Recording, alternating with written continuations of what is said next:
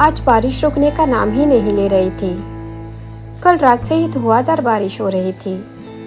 हमेशा की तरह मैं ऑफिस जाने की तैयारी में लग गई। खुद की तैयारी करने के साथ साथ मैं गुड्डी को भी स्कूल के लिए रेडी कर रही थी। मम्मी, देखो ना कितनी जोर से बारिश हो रही है। शाम को जल्दी आना है मुझे लेने के लिए। नहीं बेटा, आज रक्षाबंधन है ना, मामा के घर भी तो जाना है ना राखी बांधने के लिए, मैंने समझाया।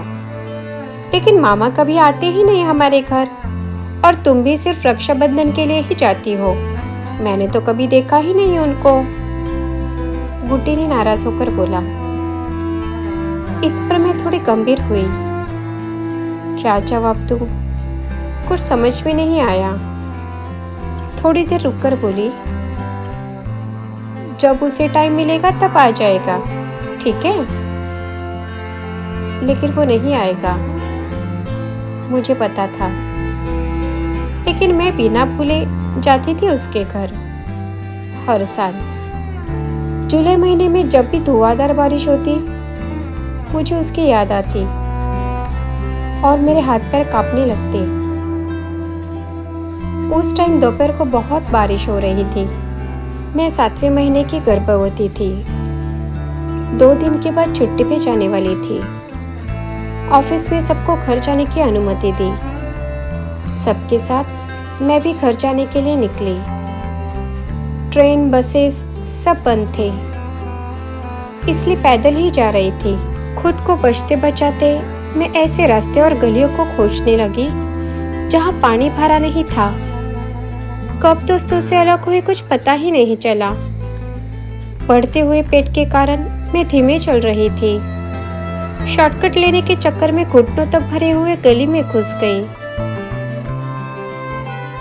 अंदर जाते ही मेरे ध्यान में आया कि पानी घुटने के ऊपर आ रहा है। मैं घबरा गई, पूरा शरीर कांपने लगा। आसपास मदद के लिए कोई नहीं था। डर के मारे मेरे मुंह से कब चिक निकली मुझे भी समझ नहीं आया। उतने में ही वो दौड़ा चला आया। खुद की परवाह किए बिना पानी में उतरा और मेरा हाथ पकड़ा।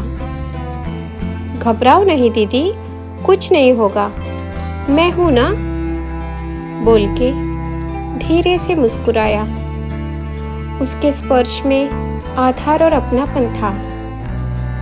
धीरे धीरे हाथों से पकड़कर वो मुझे पानी के बाहर लेके आया। मैं कांप रही थी। होश में आते ही मैंने उसके चेहरे पे देखा। वो 24-25 साल का नौजवान युवक था।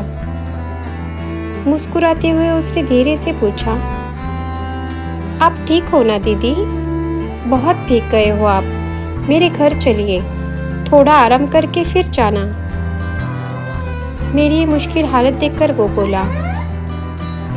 बिना कुछ बोले मैं उसके पीछे चलने लगी। ये कौन है, कहाँ का है और किधर रहता है, पूछे बिना ही उसके पीछे चलने लगी। उसे देखकर एक अजीब सा विश्वास महसूस होने लगा।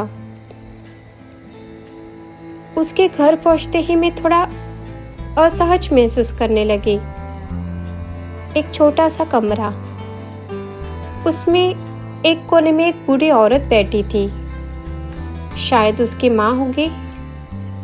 टीवी के सामने बैठी लड़की शायद बहन होगी। मेरे अंदर आते ही वे दोनों सवाल भरी नजरों से मुझे देखने लगे। तब उसने सब कहानी उन दोनों को बयां की। उन दोनों का चेहरा खुशी से खिल गया। उसके माँ ने मुझे कपड़े दिए और बहन ने गर्मा गर्म चाय और बिस्किट्स सामने रखे। हम तीनों बैठकर बातें करने लगे। थोड़ी देर में वो वापस आया और बोला, दीदी, आपको घर छोड़ने की व्यवस्था हुई है, चलिए चलते हैं। सबको अलविदा कहकर आंखें पोंछकर मैं बाहर निकली। वो मेरे साथ आधे रास्ते तक आया और एक ग्रुप में छोड़कर वापस चला गया। उस ग्रुप ने सबको सही सलामत घर पहुंचाया। घर आते ही अति थकान की वजह से मैं सो गई। अगले दिन मैके चली गई। उस दिन से रक्षाबंधन के दिन हर साल मैं उसके घर जाती। गुड्डी की आवाज़ से मैं होश में आई। गुड़िया को बाय बोल के मैं ऑफिस के लिए निकली। शाम को राखी लेके मैं उसके घर गई। उसके माँ ने हंस के मेरा स्वागत किया। बोला, हर साल बिना भूले आती हो तुम रक्षाबंधन के लिए, नहीं तो इसकी बहन परदेश क्या गई वही की हुई, कुरियर से भेजती है राखी। मैं हंस के अंदर गई और आरती की थाली सजाने लगी।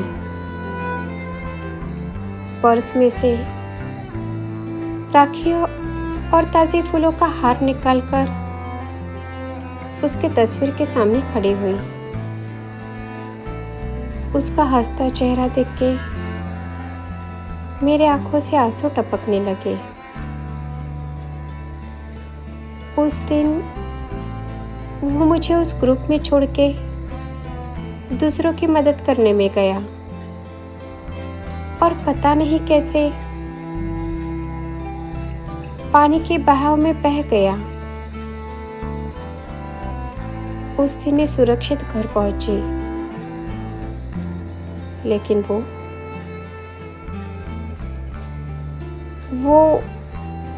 वो घर जिंदा नहीं पहुंच सका। न जाने कितने लोगों की जान बचाई होगी उसने, पर खुद को बचा न पाया। मैंने उसके फोटो पर हार चढ़ाया, राखी वहीं पे ही पास में रखी। आरती करके निकल गई फिर से अगली साल आने के लिए।